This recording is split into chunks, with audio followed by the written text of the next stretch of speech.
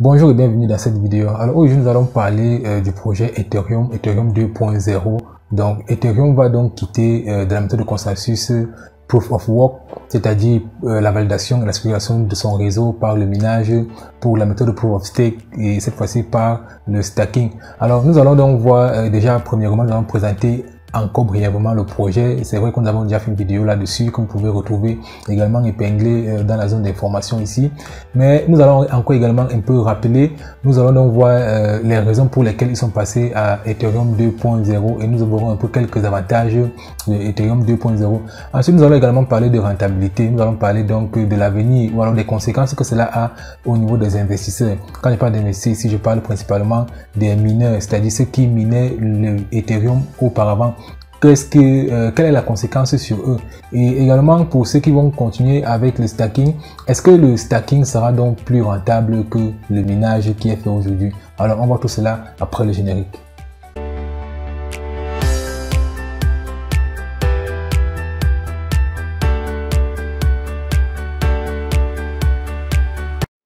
Alors d'entrée de jeu, pour que nous soyons sur la même longueur, donc nous allons d'abord voir ce que c'est que le minage et ce que c'est que le stacking. Alors pour ça, je vous invite également à aller consulter nos différentes vidéos ou encore à télécharger notre application Lidico que je laisserai en description de cette vidéo. Donc dans cette application, vous trouverez un certain nombre de termes qui ont trait à la crypto-monnaie. Donc Lidico, c'est un recueil de termes de crypto-monnaies qui sont définis et expliqués avec des vidéos illustratives. Donc ces vidéos sont disponibles également sur YouTube. Alors déjà, qu'est-ce que le minage? Alors le minage tel que défini sur Lidico, le minage est une opération qui consiste à valider une transaction réalisée par exemple en Bitcoin en chiffrant les données et en l'enregistrer dans la blockchain. Et les mineurs qui minent sont récompensés avec les pièces de leur transaction nouvellement créées ou encore avec les frais de transaction. Le stacking, quant à lui, est le fait d'immobiliser ces crypto-monnaies dans un smart contract ou encore contrat intelligent de façon à participer aux opérations qui se déroulent sur une blockchain. Le stacking est similaire au minage dans le sens où il récompense les utilisateurs qui participent à la sécurisation du réseau décentralisé. Alors vous l'aurez compris, le minage et le stacking donc ont le même objectif. C'est pourquoi aujourd'hui Ethereum va passer donc du minage ou encore du proof of work au proof of stake, parce que voilà, ils veulent donc remplacer le mécanisme qui permet donc de pouvoir sécuriser, de pouvoir valider les transactions, de pouvoir participer donc au déroulement de la blockchain. Alors voyons à présent ce que c'est que Ethereum 2.0 ou encore le Ethereum Merge. Alors là on est sur CoinMarketCap, vous pouvez voir la release ou alors le lancement d'Ethereum 2.0, c'est dans 15 jours, c'est-à-dire le 13 septembre si je ne me trompe pas. Alors là on est sur CoinMarketCap, je l'ai déjà dit, on va donc aller regarder ce que c'est que Ethereum 2.0. Alors là on a qu'est-ce que Ethereum? Ethereum, voilà, c'est Ethereum, c'est la blockchain décentralisée open source disponible et sa crypto-monnaie qui est. Alors je reviens sur cette définition principalement par rapport à l'alt-quiz de la dernière fois. Donc on a souvent cette petite confusion entre Ethereum et l'Ether, et même aussi avec Bitcoin et Bitcoin. Donc il faut savoir généralement faire la différence entre la blockchain Ethereum et la crypto-monnaie Ether. Bon, c'est vrai que Ether c'est également le diminutif d'Ethereum, donc mais par abus on appelle souvent la crypto-monnaie également Ethereum, mais c'est assez différent. L'Ethereum c'est la blockchain donc de l'Ether ou encore de l'Ethereum qui est sa crypto-monnaie. Alors allons directement voir ce que c'est que le Ethereum 2.0. Alors étude approfondie sur Ethereum 2.0. Ethereum 2.0 est la mise à niveau tant attendue de la blockchain Ethereum. Alors en bref, Ethereum 2.0 considérera la migration de la blockchain d'un mécanisme de consensus Proof of Work utilisé aussi par Bitcoin à un mécanisme de consensus Proof of Stake. Alors ici, lorsqu'on parle de mécanisme de consensus Proof of Work, on parle généralement du minage, et lorsqu'on parle de mécanisme Proof of Stake, on parle du stacking. Donc on a déjà vu ce que c'est que le stacking plus haut. Alors ce qui est très important à noter également, c'est que tout ceci ne sous-entend pas la création d'une nouvelle crypto-monnaie.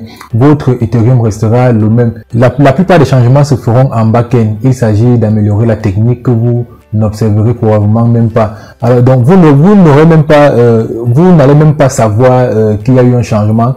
Votre crypto-monnaie que vous aurez dans votre portefeuille sera le même. Vous ne saurez même pas. Il n'y a que les mineurs, ceux qui participent donc à la validation des transactions, qui sauront que ici il y a eu un changement.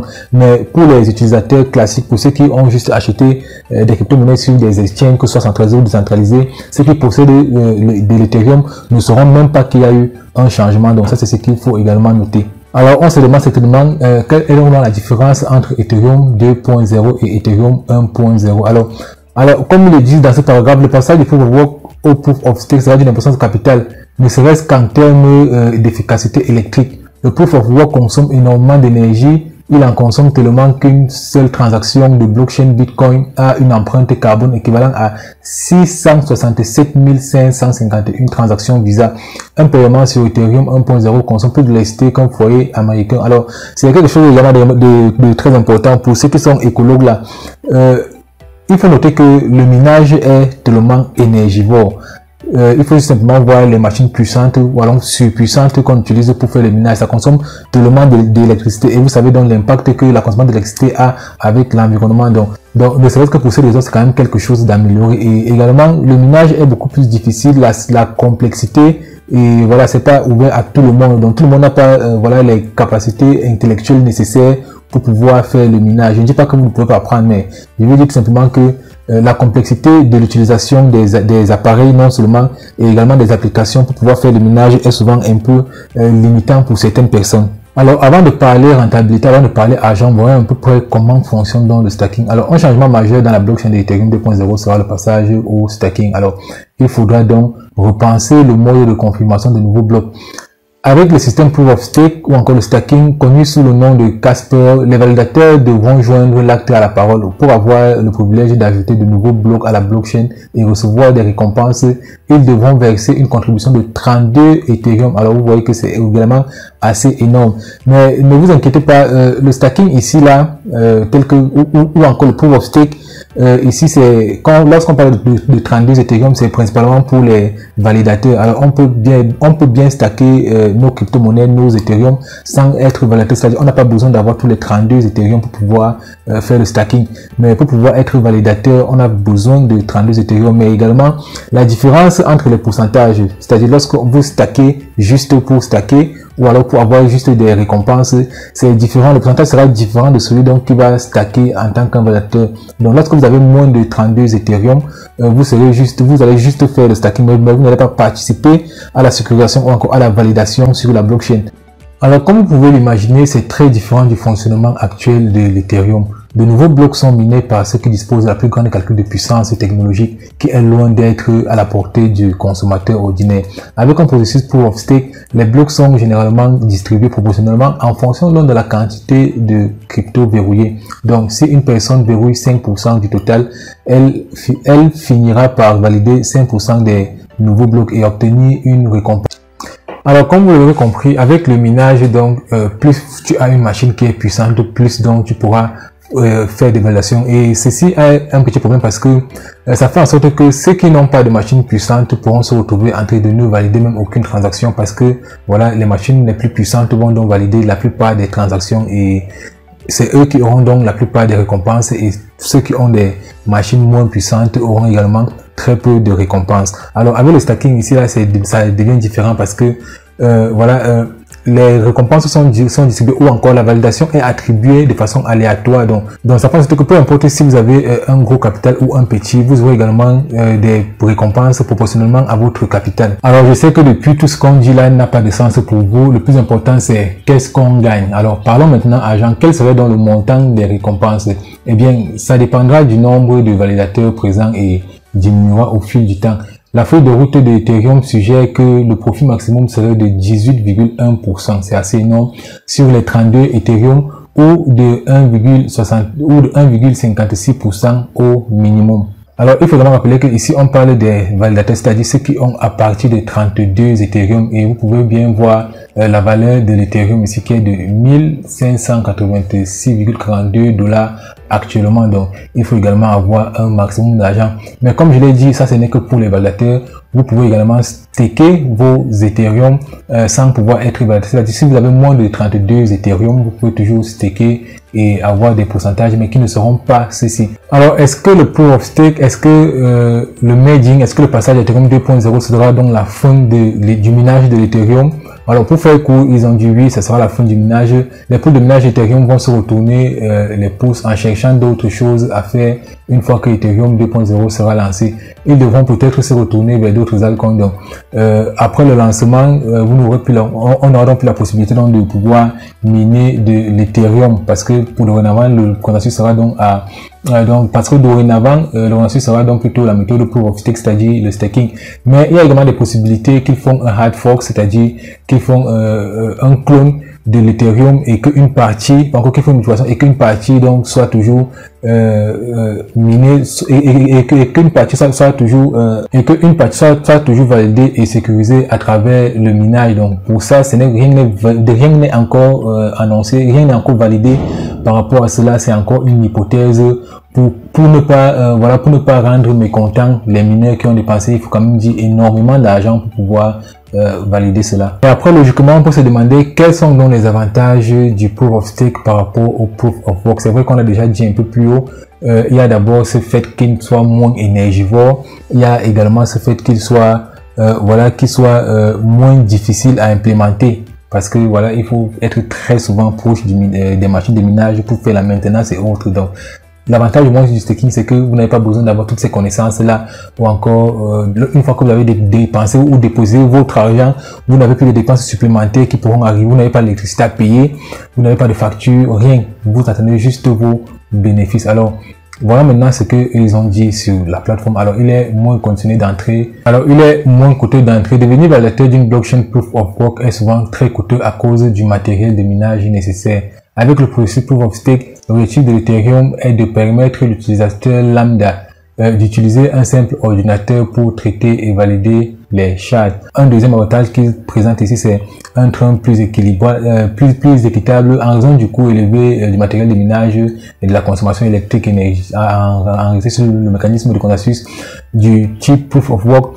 La responsabilité de créer de nouveaux blocs tombe souvent sur les épaules d'une minorité de mineurs qui se permettent financièrement. Alors c'est un peu ce qu'on a expliqué plus haut, étant donné que voilà, il faut, pour ceux qui ont un plus gros capital, voilà, c'est un peu l'avantage du proof of stake, c'est que ceux qui ont un plus gros capital ou encore votre capital, si vous n'avez pas un très gros capital, vous serez également rémunéré en fonction de vos intérêts. Par contre, avec le minage, ce n'était pas le cas, parce qu'avec le minage, c'est ceux qui ont le plus gros capital, c'est-à-dire ceux qui ont la capacité d'avoir des machines les plus puissantes qui vont donc avoir la plus grande partie des récompenses, puisqu'ils vont traiter le plus grand nombre voilà, de transactions qui sera sur la blockchain. Parce que lorsqu'il y a une transaction, c'est le plus rapide qui réussit à prendre la transaction et à la traiter, et c'est celui qui traite la transaction donc qui a les récompenses.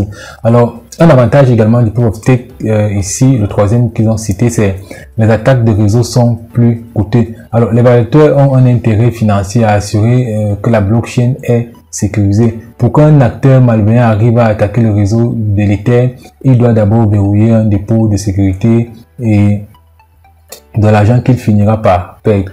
Alors, lorsqu'on parle d'avantages, on parle également d'inconvénients. Alors, comme premier inconvénient ici, les plus grands stakers peuvent avoir une influence démesurée. L'émergence du minage n'est pas synonyme d'équilibre de pouvoir. Alors, tout individu à fort capital peut verrouiller 32 000 Ethereum et donc finir par valider 1000 fois plus de blocs que les autres. Alors, vous l'aurez compris, puisque les intérêts sont proportionnels au capital, c'est-à-dire celui qui a le plus gros capital. Si un investisseur réussit donc à avoir 90% du capital, ou encore 90% des Ethereum total qui ont été stackés, ça veut dire qu'il aura également 90% des revenus. Donc c'est également un petit inconvénient, parce que en ce moment une personne à fort capital peut décider d'avoir 99%, c'est-à-dire il met tout simplement le maximum de fonds et il obtient également le maximum de récompenses qui devrait normalement être partagé par tout le monde. Et également ceux qui auront très peu, vous voyez, ceux qui vont mettre le minimum auront également le minimum, et parfois ça peut ne pas être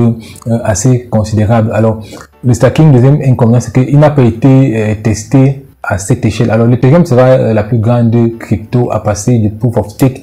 Des complications et des vulnérabilités inattendues pourraient s'avérer désastreuses pour le projet. Alors parlant de ça, il faut rappeler que, en fait, juste une petite information, c'est que Ethereum pour ceci offre, donc si je ne me trompe pas, $1 million à ceux qui pourront trouver des failles.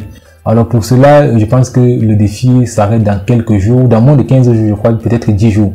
Alors pour le moment, ils sont encore en phase de testing.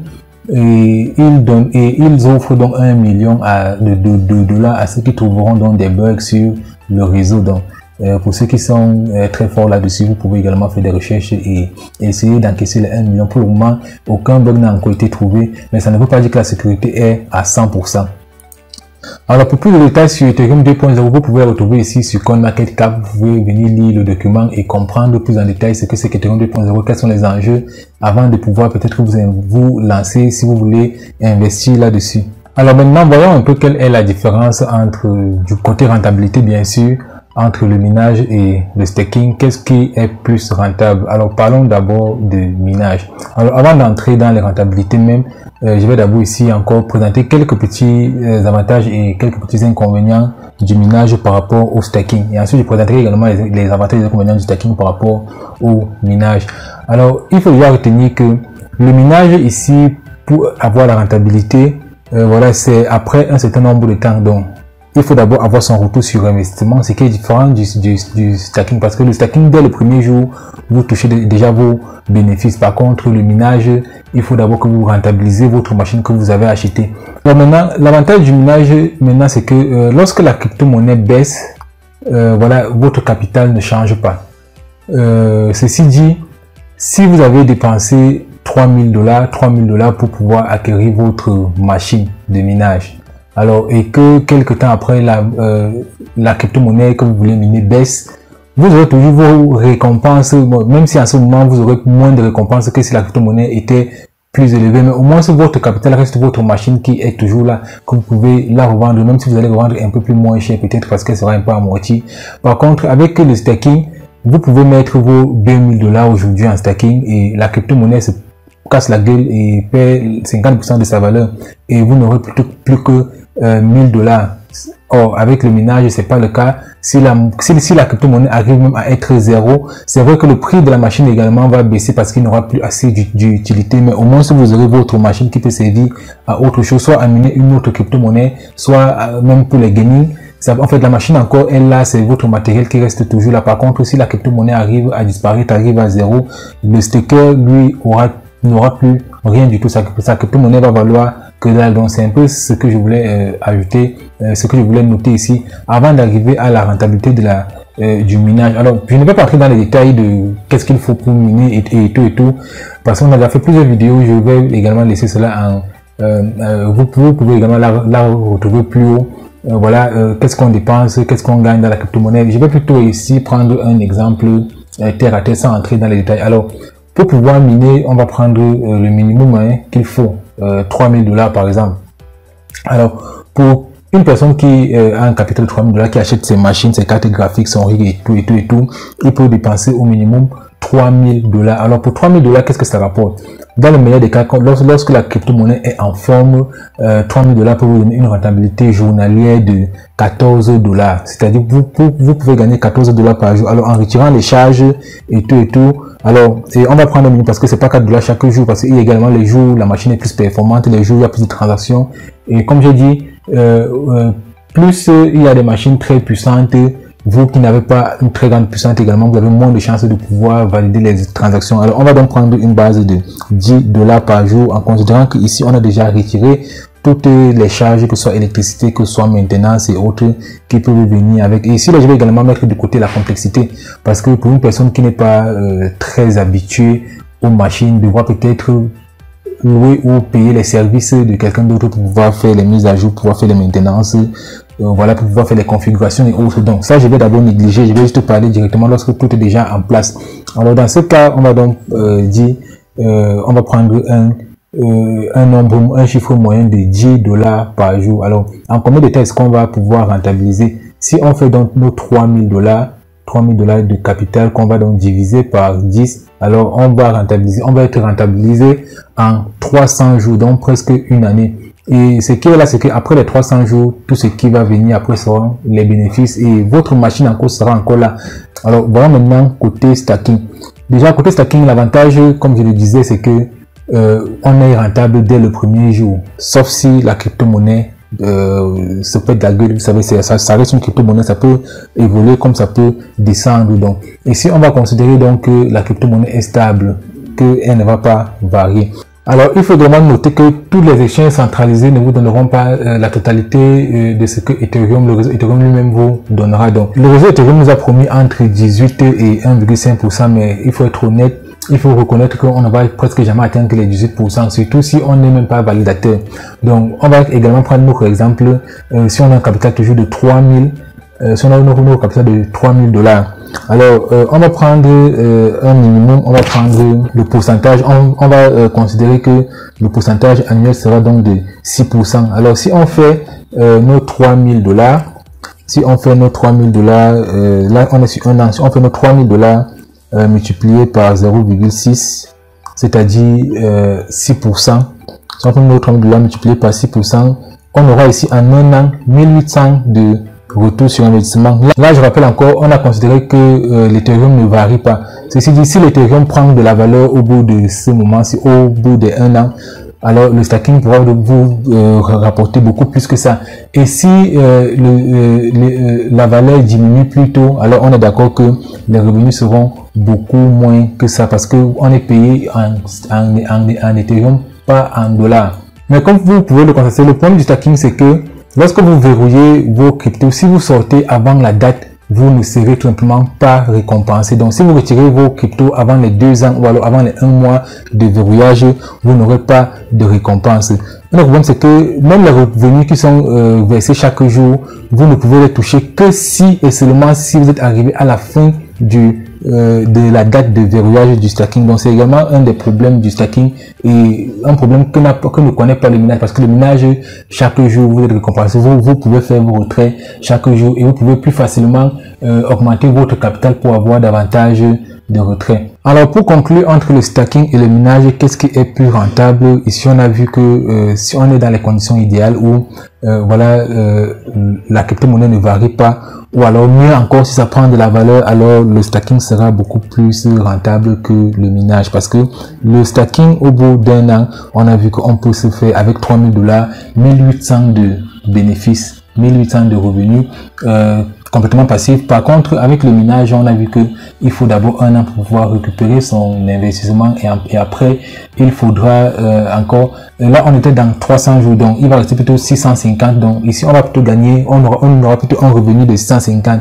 Alors il faut vraiment noter qu'il y a beaucoup plus de risques dans le minage parce que voilà, la machine peut avoir un problème, il peut avoir des coupures d'électricité, les jours où vous n'allez pas pouvoir travailler, les jours où vos machines ne vont pas pouvoir travailler, peut-être parce qu'il y a une panne sur votre machine, parce qu'il y a un problème d'électricité.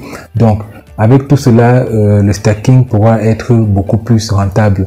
Mais le problème des mineurs actuellement, c'est que vont-ils faire de leurs machines? Parce que s'il n'y a plus minage, alors les machines ne servent à rien. Alors les gars, dites-moi ce que vous pensez en commentaire, surtout ceux qui sont déjà lancés dans le minage. Est-ce que pour vous, Ethereum doit laisser continuer le minage, ou alors est-ce qu'on doit tous vendre nos machines, ou tout simplement quitter le minage qui est énergivore, qui demande beaucoup de temps, qui demande beaucoup beaucoup d'énergie? Est-ce qu'on doit laisser complètement le minage pour passer donc au stacking? Et surtout, est-ce que le projet de Ethereum 2.0 va-t-il fonctionner? Est-ce que ça ne va pas créer un peu la perte? Est-ce que ça ne va pas créer la chute encore davantage de la valeur de l'Ethereum, surtout en ce moment où on est en train de vivre le bear market, qui n'est pas encore complètement terminé, parce qu'on peut voir que même le Bitcoin à ce moment est en train de descendre. Aujourd'hui, le Bitcoin est en dessous de 20 000 $, autant pour moi. Alors, dites-nous ce que vous pensez en commentaire. Entre temps, je vous souhaite de gagner le maximum d'argent parce que vous savez ce qu'on dit chez nous. L'argent, c'est le nerf de la guerre.